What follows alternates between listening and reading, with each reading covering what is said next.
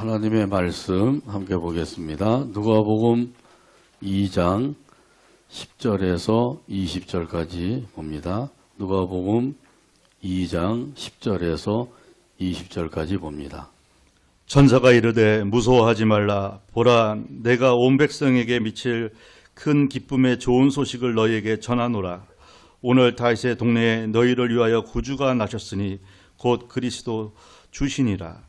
너희가 가서 강보에 쌓여 구유에 뉘어 있는 아기를 보리니 이것이 너희에게 표적이니라 하더니 호련히 수많은 천군이 그 천사들과 함께 하나님을 찬송하여 이르되 지극히 높은 곳에서는 하나님께 영광이요 땅에서는 하나님이 기뻐하신 사람들 중에 평화로다 하니라. 천사들이 떠나 하늘로 올라가니 목자가 서로 말하되 이제 베들레헴으로 가서 주께서 우리에게 알리신 바 이 이루어진 일을 보자 하고 빨리 가서 마리아와 요셉과 구유에 누인 아기를 찾아서 보고 천사가 자기들에게 이 아기에 대하여 말한 것을 전하니 듣는 자가 다 목자들이 그들에게 말한 것들을 놀랍게 여기되 마리아는 이 모든 말을 마음에 새기어 생각하니라. 목자들은 자기들에게 이르던 바와 같이 듣고 본 그 모든 것으로 인하여 하나님께 영광을 돌리고 찬송하며 돌아가니라. 아멘. 찬양대의 찬양으로 하나님께 영광을 돌리고 함께 화답하면서 은혜 나눕니다.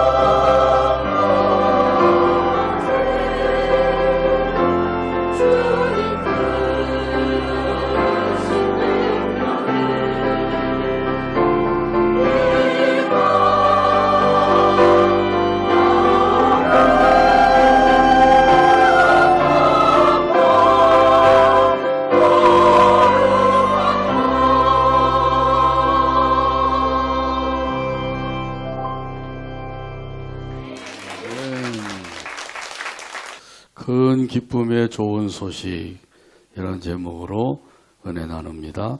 같이 한번 따라서 하시죠. 큰 기쁨의 좋은 소식. 1849년에 캘리포니아에서 금광이 발견되었습니다. 그래서 많은 사람들이 금을 캐러 몰려들었습니다. 이 소식을 들은 감리교 목사님이 있었는데 이분도 금강에 찾아갔습니다. 금을 찾으러 간 것이 아니라 사람들의 영혼을 찾으러 간 것입니다. 자, 그러나 그곳에는 교회도 없고 또 많은 사람들이 금에 대해서는 관심이 있지만은 하나님에 대해서는 전혀 관심을 기울이지 않았습니다. 오직 금을 얻으려고만 모여든 사람들에게 어떻게 하면은 예수님을 전할 수가 있을까? 자, 이들은 예수님에 대한 관심이 없는 사람들이죠. 그러나 관심이 없다고 해서 예수님이 필요 없는 사람들이 아니에요. 꼭 필요한 사람들이란 말이죠. 그래서 이 목사님은 주일 아침이 되면 통으로 만든 연단 위에 올라가서 외쳤습니다. 매우 놀라운 소식이 있습니다. 매우 놀라운 소식이 있습니다. 이렇게 한창 외치게 되면 사람들이 주위에 몰려듭니다. 무슨 놀라운 소식이 있을까? 어디 또 금이라도 많이 있다 그러는 것인가? 이 사람들이 몰려들면 그때 이제 이 목사님이 하나님께 감사를 드리고 그들에게 외쳤습니다. 형제 여러분, 오늘 아침 여러분에게 기쁜 소식이 있습니다. 그러면서 복음을 전했다고 합니다. 복음은 누구에게나 필요한 것이죠. 우리 예수님께서 이 세상에 탄생하셨다고 하는 이 소식은 온 세상 사람들이 듣고 깜짝 놀랄 만한 일입니다. 이렇게 깜짝 놀랄 만한 일이라고 하는 것은 절망 중에 빠져 있던 그 사람들에게 희망을 안겨주는 소식이 있기 때문인 것이죠. 오늘 본문에 보게 되면 한밤중에 양을 지키던 목자들에게 천사가 나타났어요. 그리고 놀라운 소식을 전했습니다. 그 소식이 바로 오늘 본문 10절에 기록이 되어 있습니다. 천사가 이르되 무서워하지 말라. 보라, 내가 온 백성에게 미칠 큰 기쁨의 좋은 소식을 너에게 전하노라. 아멘. 천사가 목자들에게 어떤 소식을 전했어요? 큰 기쁨의 좋은 소식입니다. 여기 형용사가 연달아 3번이나 나옵니다. 큰, 기쁨의, 좋은, 이 3번이나 이렇게 형용사가 연달아 나오는 경우는 거의 드뭅니다. 그런데도 이렇게 그 사용한 것은 바로 그만큼 엄청난 소식이라고 하는 사실을 가르쳐 주기 위한 것이죠. 큰 소식이에요. 빅뉴스입니다. 기쁨의 소식이에요. 조이풀 뉴스죠. 좋은 소식이에요. 굿뉴스입니다. 이 정도만 해도 그 얼마나 그 엄청나게 큰 소식인가를, 좋은 소식인가를, 놀라운 소식인가를 우리가 짐작할 수가 있는 것이죠. 무엇이 그렇게도 놀라운 소식일까요? 우리 예수님께서 이 세상에 탄생하셨다. 이것이 바로 그렇게 놀라운 소식인 거예요. 오늘 본문 11절에 보면 좀 더 구체적으로 말씀하십니다. 오늘 다윗의 동네에 너희를 위하여 구주가 나셨으니 곧 그리스도 주시니라. 아멘. 다윗의 동네에 구주가 나셨다. 다윗의 동네는 어딘가요? 베들레헴이죠. 베들레헴이 다윗의 고향이기 때문에 그 다윗의 고향이라고, 동네라고 이렇게 불려졌어요. 자, 그런데 구주가 이곳에서 태어나셨다는 사실이죠. 그 과정을 살펴보면 참으로 신기하고 놀라운 일입니다. 그 당시 유다 나라는 로마의 속국으로 있었습니다. 로마의 초대 황제인 가이사 아우구스라고 하는 이 황제가 전국에 명령을 내렸어요. 모든 백성은 각각 가문을 따라서 호족을 하라. 개개인으로 호족하는 게 아니라 가문을 따라서 호족을 하라는 것이었어요. 그래서 요셉과 이 마리아도 그 가문을 따라서 호족을 하기 위해서 베들레헴으로 가게 된 것이죠. 왜냐하면 요셉은 다윗의 자손이거든요. 이 다윗의 후손이기 때문에 다윗의 가문으로 가서 호족을 해야 되는 것이에요. 그래서 이제 산딸이 가까운 이 마리아와 함께 요셉이 베들레헴으로 가게 되었습니다. 이 요셉이 살던 그 갈릴리 나사렛에서 이 베들레헴까지는 100km가 넘어요. 지금은 뭐 자동차로 가면 얼마 안 가지만은 그 당시에는 도보로 걸어서 가야 됩니다. 또 길도 그렇게 뭐 좋은 게 아니죠. 산 넘고 물을 넘고 이러고 이제 가야 되니까 그 거리가 만만치 않은 먼 거리예요. 로마 황제가 그 명령한 것이 있었기 때문에 이 산딸이 가까운 이 마리아를 데리고 요셉이 함께 베들레헴으로 호족을 하러 가게 된 것이에요. 근데 베들레헴으로 갔는데 때마침 진통이 오기 시작한 거예요. 그래서 여관방을 찾아서 들어가려고 했는데 여관방이 이미 꽉 차 있었습니다. 호족하러 온 사람들이 너무 많아가지고 여관방이 없었던 거죠. 그래서 하는 수 없이 이 마구간에 들어가서 거기서 아이를 낳게 된 것이에요. 자, 이렇게 해서 우리 예수님께서 베들레헴에서 탄생하시게 되었다고 하는 것이죠. 그리고 이러한 사실은 미가 선지자를 통해서 예언한 대로 이루어진 거예요. 미가서 5장 2절에 보면 말씀합니다. 베들레헴 에브라다야 너는 유다 족속 중에 작을지라도 이스라엘을 다스릴 자가 내게서 내게로 나올 것이라. 그의 근본은 상고에 영원에 있느니라. 아멘. 여기 에브라다는 베들레헴의 옛 이름이에요. 옛 이름을 부른 것은 그 혼동을 방지하기 위해서죠. 이스라엘 나라에는 베들레헴이라는 마을이 두 군데가 있었습니다. 유다 지파의 한 군데, 스불론 지파의 한 군데. 그래서 여기 베들레헴 에브라다야 옛 이름을 부르는 것은 이 베들레헴은 유다 지파에 속한 마을이라고 하는 사실을 밝혀주기 위한 거예요. 이곳에서 이스라엘을 다스릴 자가 나오릴 것이다. 예언했는데 그 예언한 그대로 이루어지게 된 것입니다. 예언 성취가 된 것이죠. 참으로 놀라운 하나님의 섭리 역사에 로마 황제의 명령이 없었다고 하면 그러면 예수님은 갈릴리 나사렛에서 태어나셨겠죠. 그런데 로마 황제의 명령이 있었기 때문에 베들레헴에 가게 되었고 거기서 태어나게 되신 거예요. 그래서 미가 선지자를 통해서 예언한 것이 그대로 이루어지게 된 것이죠. 자, 이것을 보면 모든 것을 주관하시고 다스리시는 분이 하나님이라고 하는 사실을 분명히 알 수가 있습니다. 아멘. 황제의 그 명령도 하나님의 섭리 속에서 이루어졌다고 하는 사실이죠. 아멘. 모든 것이 하나님의 섭리 속에서 이루어지고 있는 거예요. 왕의 생각과 마음도 하나님께서 주관하시고 다스리고 계신 줄로 믿습니다. 아멘. 이런 사실은 잠언 21장 1절에서도 말씀합니다. 왕의 마음이 여호와의 손에 있음이 마치 봇물과 같아서 그가 임으로 인도하시느니라. 아멘. 왕의 마음이 누구에게 있다고요? 여호와 하나님의 손 안에 있다고 말씀하셔요. 그래서 하나님께서 그 임의로 인도하신다고 말씀하죠. 다시 말하면 하나님의 뜻대로 인도하신다고 하는 사실이에요. 모든 것을 주관하시고 다스리시고 인도하시고 역사하시고 이루시는 하나님을 믿으시길 바랍니다. 아멘. 믿으시길 바랍니다. 아멘. 이 예언하신 대로 베들레헴에서 예수님께서 탄생하시게 된 거예요. 놀라운 하나님의 섭리 역사가 아니면 이루어질 수 없는 일이 이루어지게 된 것이죠. 여기 구주는 구원의 주님을 가리킵니다.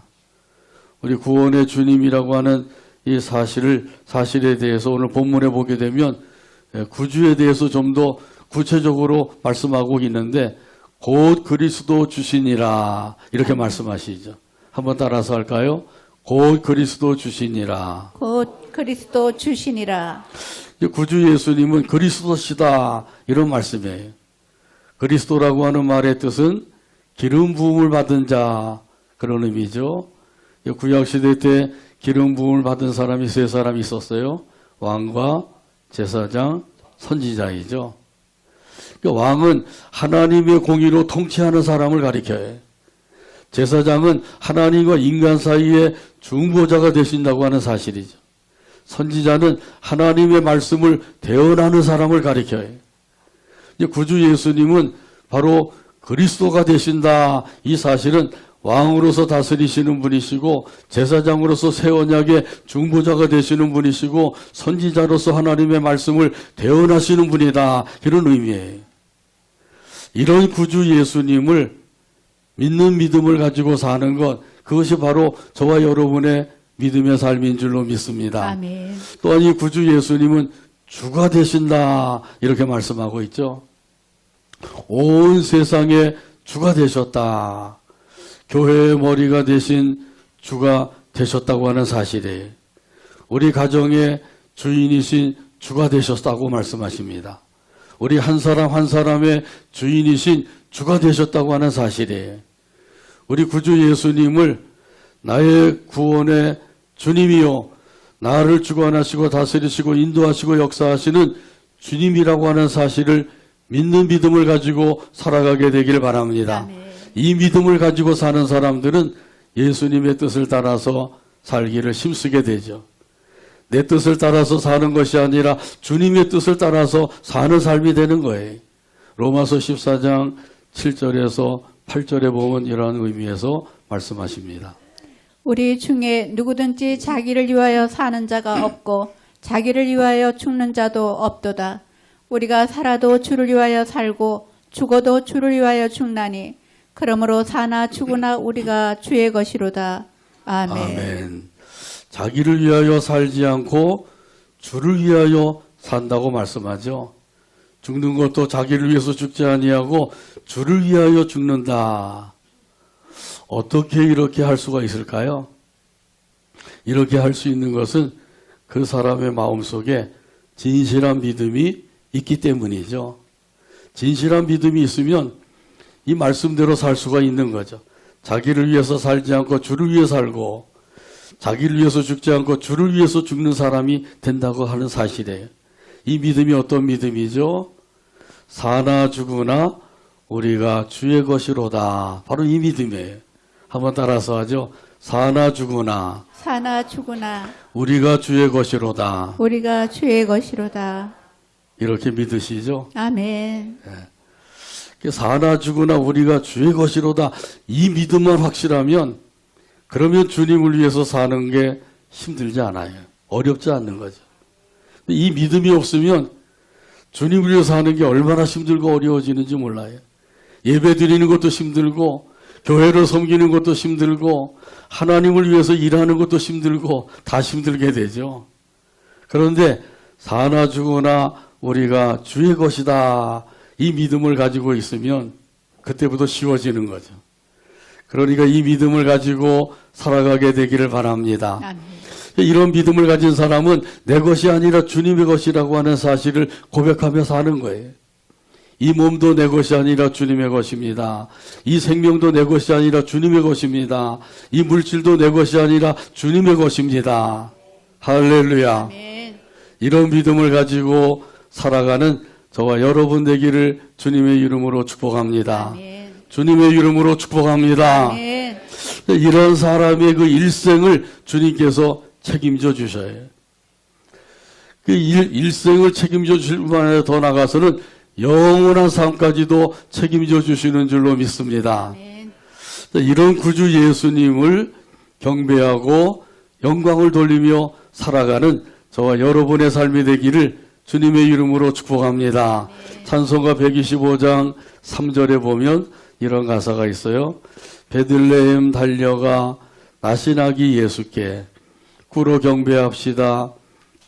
탄생하신 아기께 영광을 높이 계신 주께 영광을 높이 계신 주님께 찬송가 125장 3절 가사를 생각하면서 함께 찬양합니다.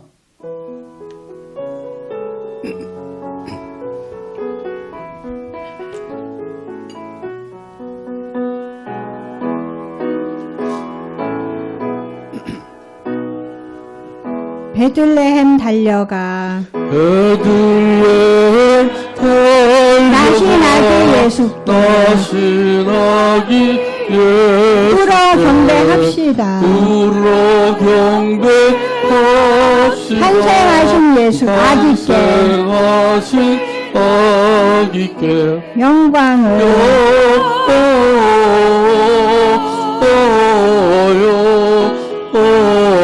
영광을 높이 계신 주께 높이 계신 주께 영광을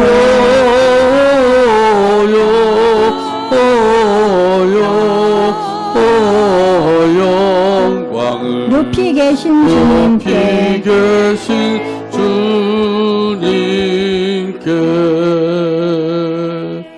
아멘. 구주 예수께 경배하고 영광을 돌리며 살아가게 되길 바랍니다. 영광을 돌리고 또 영광을 돌리게 되길 바랍니다. 천국 가는 그날까지 영광 돌리며 살게 되기를 바랍니다. 이 천사가 목자들에게 예수님의 탄생을 확실하게 알게 하기 위해서 표적을 가르쳐 주었어요. 그 표적이 무엇인가요? 오늘 본문 12절에서 말씀합니다. 너희가 가서 강보에 쌓여 구유에 누워 있는 아기를 보리니 이것이 너희에게 표적이니라 하더니 아멘. 표적이 무엇이라고 말씀하셔요? 강보에 쌓여 구유에 누워있는 아기가 바로 표적이다. 이렇게 말씀하고 있는 거죠. 예루살렘, 베들레헴으로 가서 이런 그 아기를 찾기 시작했어요. 자, 그런데 이 강보에 쌓여있는 그 아기를 발견해야지 비로소 그 표적이 확실하다고 하는 것을 알 수가 있게 된 거죠. 그 당시에 이 강보라고 하는 것은 포대기와 같은 것인데 긴 옷감이에요. 긴 옷감으로 아기를 포근하게 감싸서 누워놓은 것이죠. 이런 아기 예수를 찾아야 돼. 그런데 그게 찾는 게 쉬운 게 아니죠. 그래서 이 목자가 그 아기를 찾기 위해서 부단히 노력을 했다고 하는 사실을 말씀해 주고 있어요. 여기 구유라고 하는 것은 말이 먹이를 먹을 때 쓰는 밥통이죠. 그러니까 이 세상에 오실 때 예수님께서는 화려한 모습으로 오시지 아니하고 매우 초라한 모습으로 오셨다고 하는 사실이에요. 그리고 가난한 목수의 아들로 사셨어요. 그 자신도 목수가 되어서 일을 했는데 그 당시에 이 목수는 아주 가난한 직업입니다. 또 예수님은 그 정처 없이 떠돌이 생활을 하셨어요. 마태복음 8장 20절에 보면 말씀합니다. 예수께서 이르시되 여우도 굴이 있고 공중의 새도 거처가 있으되 인자는 머리 둘 곳이 없다 하시더라. 아멘. 이 말씀을 하게 되신 것은 한 성기관이 예수님을 찾아와서 말을 했습니다. 선생님이요, 어디로 가시든지 따르겠습니다. 그럴 때 예수님께서 그 서기관에게 말씀하신 거예요. 여우도 굴이 있고 공중에 나는 새도 거처가 있지만은 인자는 머리 둘 곳도 없다. 거처할 곳이 없다는 거예요. 그러니까 이 말씀은 나를 따르는 길은 고생길이다. 이 고생길인데 그런데도 네가 나를 따르겠느냐, 그렇게 말씀하신 거란 말이죠. 예수님을 따르면 부귀영화를 누린다고 생각을 하는 사람들이 많죠. 예수님 덕분에 잘 살 것이라고 생각을 하는 사람들이 많은데 예수님을 따르는 길이 그렇게 부귀영화를 누리는 길이 아니에요. 예수님을 따르는 길은 고생길이 될 수가 있다는 거죠. 근데 고생길을 끝나면은 누가 따르겠어요? 고생 끝에는 꼭 낙이 오게 되는 거죠. 영광의 길이 펼쳐져 있어요. 그걸 우리가 믿기 때문에 비록 고생의 길이라고 할지라도 예수님을 따르게 되는 거죠. 근데 많은 사람들이 예수님을 따르며 부귀영화를 누릴 것이다 이렇게 생각을 하고 따르다가 그렇게 되지 아니하고 충족이 아니 되면 그만 실망을 하고 예수님을 떠나가는 길이 생기는 거죠.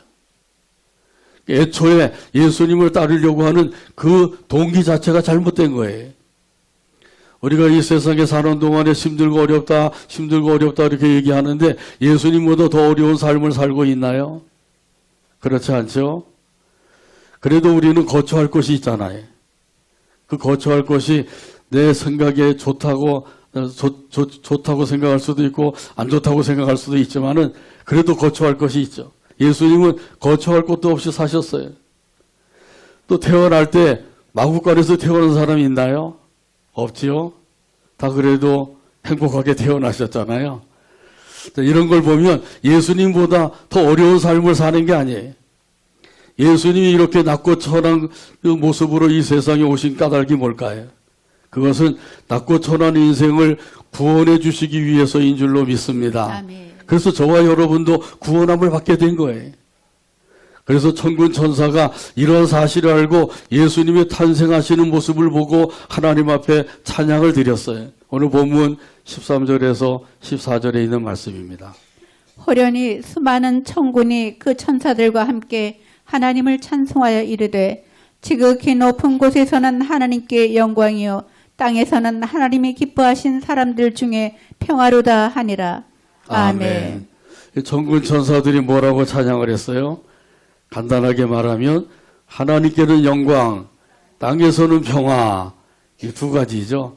한번 따라서 할까요? 하나님께는 영광, 하나님께는 영광, 땅에서는 평화. 땅에서는 평화. 할렐루야. 아멘. 이렇게 천군 천사들이 예수님이 탄생하신 것을 보고 너무도 신기하고 놀랍고 그래서 귀한 것이기 때문에 하나님 앞에 찬양을 드린 거예요. 구주 예수님의 탄생은 하나님께는 영광이 되고 땅에는 평화가 깃들게 되는 것인 줄로 믿습니다. 아멘. 왜냐하면 예수님의 탄생은 그 자체가 하나님의 그 공의를 완성시키는 일이 되었기 때문이에요. 하나님은 사랑의 하나님이신 동시에 공의의 하나님이라 그러죠. 자, 그렇게 믿는 사람들은 이 사랑의 하나님을 늘 바라보며 살고 있어요. 사랑의 하나님께서는 죄인들을 사랑하시기 때문에 어떻게 해서든지 그 죄인들을 구원하기를 원하시고 계셔요. 자, 그러나 공의의 하나님이 보실 때에는 용납이 안 되는 거예요. 왜냐하면 율법에 의하면 죄인들은 다 멸망을 당해야 돼. 죄의 싹은 사망이라고 그러셨죠. 그러니까 죄인들은 다 죽어야 돼. 영원한 멸망을 당하는 거예요. 그런데 이 공의의 하나님은 그러시지만은 사랑의 하나님께서는 죄인들을 사랑하시기 때문에 그 죄인들을 어떻게 하든지 구원하려고 하시는 거죠. 이 양간에서 이 하나님께서 갈등을 하고 계시는데 그 갈등을 예수님께서 다 해결해 주신 거예요. 예수님이 세상에 오셔서 하나님의 공의를 만족시켜 드린 줄로 믿습니다. 아멘. 어떻게 해서요? 십자가를 지심으로 만족시켜 드린 거예요. 예수님의 십자가라고 하는 것은 죄인들이 죽어야 될 그 자리에서 예수님이 대신 죽어주신 거죠. 죄인들이 받아야 될 저주를 예수님이 대신 받아주신 거예요. 그래서 이러한 예수님께서 대신 받아주셨기 때문에 하나님께서는 그 공의를 충족시키시고 그래서 사랑의 하나님께서 우리를 구원해 주실 수가 있게 된 줄로 믿습니다. 아멘. 이런 사실을 믿기만 하면 어떤 죄를 지었다 할지라도 그 죄 사함을 받고 구원함을 얻게 해주시는 줄로 믿습니다. 아멘. 이 사랑의 하나님이 기뻐하시는 그 일을 우리 예수님께서 하신 것, 이것이 바로 하나님께 영광을 돌린 거예요. 우리가 하나님께 영광을 돌린다 그러는데 영광을 돌린다고 하는 것은 하나님을 기쁘시게 해드린다는 거죠. 어떻게 하면 하나님을 기쁘시게 해드릴까 이런 마음을 가지고 살면 이런 사람들은 하나님께 영광을 돌리며 살게 됩니다. 먹든지 마시든지 무엇을 하든지 다 하나님의 영광을 위하여 하라. 아멘. 아멘도 안 하시네. 아멘. 하나님의 영광을 위하여 하라. 아멘. 이 말씀대로 살게 되기를 바랍니다. 아멘. 이 땅에는 평화로다 이렇게 말씀하셨어요. 온 세상 사람들이 모두 다 평화를 누리게 되면 좋은데 하나님께서는 그렇게 말씀하지 아니시죠. 그 중에서 평화를 이루는 사람이 있는데 그것이 바로 어떤 사람이라고요? 하나님이 기뻐하신 사람이라고 말씀하셔요. 여기 하나님이 기뻐하신 사람은 구주 예수님을 믿는 사람을 가리키는 거예요. 예수님을 마음속에 모시고 사는 사람을 가리키고 있는 거죠. 이런 사람들이 바로 하나님이 기뻐하신 사람이에요. 자, 그러니까 예수님을 믿는 순간 죄사함 받고 그리고 하나님의 그 주시는 참된 기쁨과 평화를 누리며 살게 되는 것이죠. 이런 사람들이 사는 그곳에 평화가 이루어지게 된다 이렇게 말씀하고 있는 거죠. 저와 여러분도 우리 하나님께 영광을 돌리고 참된 그 기쁨과 평안을 누리면서 살아가는 복된 삶이 되기를 주님의 이름으로 축복합니다. 아멘. 또 목자들이 이 천사들에게 목자들이 천사들의 말을 듣고 그 아기 예수님을 만나러 갔어요. 만나러 가서 그 소식을 전하게 되었죠. 오늘 본문 15절에서 17절에 있는 말씀입니다. 천사들이 떠나 하늘로 올라가니 목자가 서로 말하되 이제 베들레헴으로 가서 주께서 우리에게 알리신 바 이 이루어진 일을 보자 하고 빨리 가서 마리아와 요셉과 구유에 누인 아기를 찾아서 보고 천사가 자기들에게 이 아기에 대하여 말한 것을 전하니. 아멘. 베들레헴으로 달려가서 그 마구간에 있는 마구간이 있는 집을 찾았어요. 마구간이 있는 집을 찾아서 여기 혹시 마구간에 아기가 태어났습니까? 이렇게 물어보게 된 거죠. 동방박사들은 별을 따라서 따라갔다고 했는데 목자들에게는 그런 것도 없었어요. 그렇기 때문에 베들레헴 그 동네 집집마다 다니면서 마구간이 있는 집을 보면서 여기 아기가 태어났나요? 이렇게 물어보게 된 거죠. 동네를 전체 다녔을지도 모르죠. 드디어 찾았어요. 강보에 쌓여 구유에 누워있는 아기를 발견하게 된 것이죠. 천사가 이야기하더니 정말 이 아기가 이 그리스도 주시구나 이 사실을 이제 알게 된 것이죠. 가보니까 거기에 요셉과 마리아도 있었고 산파도 와 있었고 아기가 태어났다는 소식을 듣고 여러 사람들이 모여 있는 거예요. 그래서 목자들이 천사가 말해준 그 소식을 그들에게 전해주게 된 거죠. 그 소식을 들은 사람들의 그 반응이 두 가지로 나타났어요. 그 두 가지 중에 하나가 오늘 본문 18절에 있는 말씀입니다. 듣는 자가 다 목자들이 그렇게 그들에게 말한 것들을 놀랍게 여기되. 아멘. 여기 모여있는 사람들은 어떻게 여겼다고요? 놀랍게 여겼대요. 과연 이 아기가 우리가 그렇게도 기다리던 메시아냐, 그리스도냐. 아직까지 그들에게는 확신이 없는 거죠. 목자들의 말을 들으면 그런 것 같은데 아기를 보면 보통 아기하고 똑같단 말이죠. 과연 이 아기가 우리가 기다리던 그 메시아냐, 그리스도냐, 이렇게 놀랍게만 여긴 거죠. 지금도 말씀을 들을 때에도 놀랍게 여기고 끝나는 사람들이 있어요. 근데 그렇게 끝나가지고는 안 된다는 거죠. 그런가 하면 이 마리아의 반응이 있어요. 오늘 본문 19절입니다. 마리아는 이 모든 말을 마음에 새기어 생각하니라. 아멘. 이 마리아는 어떻게 받았다고요? 마음에 새겼다는 거죠. 무엇을 마음에 새겼어요? 목자가 전해준 천사의 그 소식을 이 마음에 새긴 거예요. 마리아는 그렇지 않아도 가브리엘 천사에게 계시를 받았어요. 그래서 그 이름을 예수라고 해서 예수라고 이름도 짓게 되었어요. 그런데 이제 이 목자가 와서 천사들이 나타나서 그들에게 이야기해 준 그 이야기를 듣고 그것을 마음에 새겼다는 거죠. 말씀을 들을 때 중요한 것은 마음에 새겨야 돼. 마음에 새기려면 다른 게 없어요. 그 말씀을 믿음으로 받아야 되는 줄로 믿습니다. 아멘. 이것이 참으로 중요한 거예요. 하나님의 말씀을 들을 때 그 말씀을 믿음으로 받으면 그 말씀이 마음에 새겨져요. 그리고 새겨진 그 말씀은 그 삶 속에서 생각이 나고 그 말씀을 따라 살도록 그 말씀이 내 안에서 역사하게 됩니다. 믿지 아니하면 말씀을 들을 때뿐인 거예요. 듣고 그것을 잊어버리고 마는 거죠. 듣고 잊어버리면 말씀과는 전혀 상관없이 여전히 자기 생각대로 자기 뜻대로 자기가 원하는 대로 살 수밖에 없어요. 예수를 믿는다고 하면서도 지금도 많은 사람들이 말씀대로 살지 못하고 자기 생각대로 자기 뜻대로 살고 있어요. 그 왜 그러냐면 말씀을 믿음으로 받지 못해서 그렇습니다. 말씀을 믿음으로 받게 되기를 바랍니다. 아멘. 그래서 마음에 새기게 되기를 바랍니다. 아멘. 그러면 마리아처럼 끝까지 예수님을 믿고 따를 수가 있게 되는 거죠. 지금도 많은 사람들이 이 두 가지 반응을 보이고 있어요. 어떤 사람들은 그냥 놀랍게 여기고 끝나는 거예요. 근데 마음에 새기게 되면 그 새긴 말씀을 따라서 살게 되죠. 이렇게 사는 사람들은 목자들과 같이 하나님께 영광을 돌리게 됩니다. 이런 의미에서 오늘 본문 20절 찾아서 같이 한 목소리로 읽고 오늘 말씀을 맺습니다. 목자들은 자기들에게 이른 바와 같이 듣고 본 그 모든 것으로 인하여 하나님께 영광을 돌리고 찬송하며 돌아가니라. 아멘. 기도합니다. 하나님 아버지 감사합니다. 오늘도 사랑해 주시고 인도해 주셔서 함께 영광 돌리게 하시고 말씀을 받게 하시니 감사합니다. 우리를 사랑하셔서 독생성자 예수님을 이 땅에 보내주시고 구원해 주시니 감사합니다.